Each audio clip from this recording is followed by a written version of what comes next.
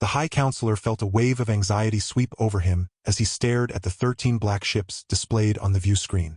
The ships, bristling with weapons, were piloted by the Vass, feared across the galaxy for their reputation of annihilation. Traveling from system to system, world to world, they demanded tribute under threat of complete destruction. There was no way to fight them, no chance of victory. Yet, strangely, the Vass rarely pushed their advantage to the limit. Though immensely powerful, they lacked skill in negotiation. Time and again, they accepted far less than they could have demanded. This was why the High Counselor found himself in this terrifying position. The Vass had entered the Union of Planets territory, and now it was up to the High Counselor and 13 other representatives to attempt negotiations before the Vass decided to wipe them all out. His heart nearly stopped when the view screen flickered to life, revealing the Vass commander. The green-skinned, angular-faced figure looked deceptively like any other sapient species, but his eyes, those eyes were unsettling, narrowed with a focused intensity, as if searching for something hidden in the faces before him. The High Counselor steeled himself and began, "Most honored and powerful Vass commander, we welcome you and are honored by your presence in these negotiations." The Vass commander's expression remained unchanged, but his eyes softened slightly. "You may call me commander," came the terse reply, translated instantly by the ship's translator. The High Counselor bowed his head. "I appreciate your patience and restraint," he said, though he could hear the faintest cough from a fellow representative, clearly amused by the formalities. He shot the newcomer a human, an irritated glare. The humans were a recent addition to the Union and far too inexperienced to be involved in such a critical negotiation. But Union law required them to send a representative. "Get on with it," the Vass commander snapped. "What do you offer to prevent your annihilation?" The High Counselor bowed again, offering, "Greatest of the Vass commanders, we offer you the third arm of our home system, extending from the star known as Planus to the planet Tro. This includes thousands of mineral-rich asteroids, 35 planetary bodies, their moons, and a rogue planet near the outer spiral."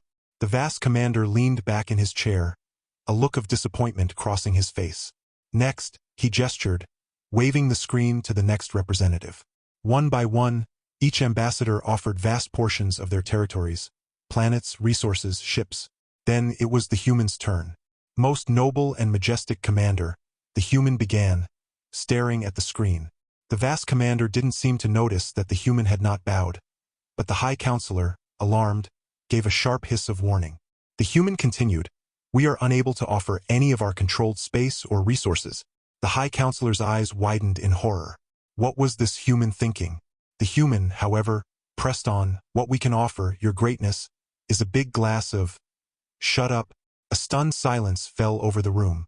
Every ambassador stared at the human, dumbstruck.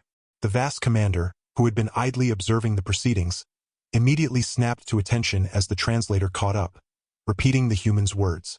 The Vass commander's eyes narrowed once again, scanning the faces of the ambassadors. "Who said that?" he demanded, his voice trembling with rage. Before the human could respond, every hand in the room pointed directly at him. The human glanced around with a dismissive sneer. The Vass commander studied the human closely, his eyes burning with intensity. "I want to make sure," he said slowly, gripping the armrests of his chair tightly, "that you are certain of your pledge. Our translator didn't fully capture your tone, but it reported defiance." The High Counselor, shaking with fear, began to speak, but the Vass commander roared, "Shut up, worm!" He pointed directly at the human. "I want him to speak for himself." The human stepped forward. "My apologies, your greatness," he said, though his tone was far from conciliatory. "There seems to be some confusion." The Vass commander listened intently as the translator repeated the human's words. The human's shoulders drooped as the translator conveyed his message. "I didn't mean to imply defiance. What I meant," the human's voice rose, "is that, under no circumstances, would we ever bow or offer you anything." The High Counselor collapsed, realizing the gravity of the situation. It was over. They were all doomed. But the human, oblivious to the impending disaster, continued. "If I told you to go back to where you came from and engage in inappropriate acts with your own mothers, my intentions would be clearer. Does that help? Does that make my position on this matter crystal clear, you pompous windbag?" The Vass commander fell silent, listening to the translator, which repeated the human's words twice. After processing, the commander stood, his gaze now fixed on the human. The room was tense with silence as every ambassador braced for what was to come. The vast commander slammed his fists on the console, letting out a roar that shook the air. The human, stunned, took a step back, surprised by the intensity of the reaction. Then, a large grin spread across the human's face. "We've been looking for you," he said, still smiling. "We knew you had to be out here somewhere." The human's confusion was palpable. "You were looking for us? You know us?" "You don't know anything about us," he said defiantly. The vast commander laughed, a laugh that was more terrifying than any threat he had made. "Oh, don't I?" he said, still chuckling. "Let me tell you how much I know about you. I know that you recently joined this so-called union. I know it didn't take long for you to realize you were like a predator among prey. No one here can challenge you, and you're fully aware of that fact." The human stiffened but stayed silent. "I know that you know there's more out there. This can't be all there is. Your species thrives on competition, on battle. You need to test yourselves against others, especially those more powerful than you, to grow stronger and push yourselves to new heights. I know that because we are the same." A moment of silence passed before the human replied, picking his words carefully. "I thought I understood you, but I see now I was mistaken. I think I understand you better now." The vast commander smiled. "Please, do tell me more about myself," the human continued, his tone firm. "I know your race grew complacent. I know you felt suffocated, tied to those you knew were beneath you." The vast commander stopped smiling but listened intently. "I know the galaxy thinks you're bullies, and that you're often underestimated.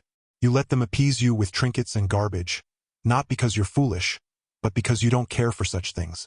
I know you push not to intimidate but to find a race with a backbone. A race that will push back." The human paused, his gaze unwavering. "You've searched the galaxy and found no one who would stand up to you. You're not a bully. You're bored. You fear boredom more than anything else. If there's no thrill in life, what's the point of living? You fear that if you only face weakness, you'll become weak yourself." The human's eyes locked onto the vast commander. "And I understand how that feels." The High Counselor and all the other ambassadors sat in stunned silence. They no longer knew what would happen next. This was uncharted territory. The human continued, pacing in front of the screen. "My race has a saying. When the two biggest guys in the neighborhood meet, they have to fight." The vast commander nodded in agreement, but there was a hint of sadness in his eyes. "I believe that as well," he said. "But we stand on the edge now. Do we fight? Do we test ourselves against one another? Is it inevitable?" The human stopped pacing and turned to face the vast commander. "In my gut, I don't feel like you're an enemy. You feel like a brother." The vast commander nodded slowly, almost mournfully. "Long have we searched for you, to test you and ourselves in battle. And now that I've found you, I don't want to continue that path." The human smiled, his tone light. "Why don't you come over to our side? We'll throw something on the grill, crack open a few beers, and talk about what we're going to do." The vast commander paused, listening to the translator repeat the human's words. The translator didn't catch half of what you just said. He said with a chuckle, "But it sounds good to me. We'll prepare for transport to your vessel." The human smiled back. "Not this one. We've got a battle cruiser hidden behind the nearest moon, in case there's an issue." The High Counselor, shocked, looked at the human. The vast commander laughed heartily and pointed at the human. "I knew I liked your race for a reason." The human added, almost casually, "By the way, since we both thrive on competition, tell me, what do you think of sports?" The High Counselor couldn't believe what he was witnessing. The human's boldness had turned the situation from certain doom to something far more unexpected and puzzling. And with that, the room filled with a strange energy, one of tension, but also of an unspoken understanding between two powerful forces, both seeking something more than destruction. If you appreciated this story and wish to show your support, please consider leaving a like and subscribing to our channel. Additionally, for each comment containing 88, I will heart every single one. Thank you for your time.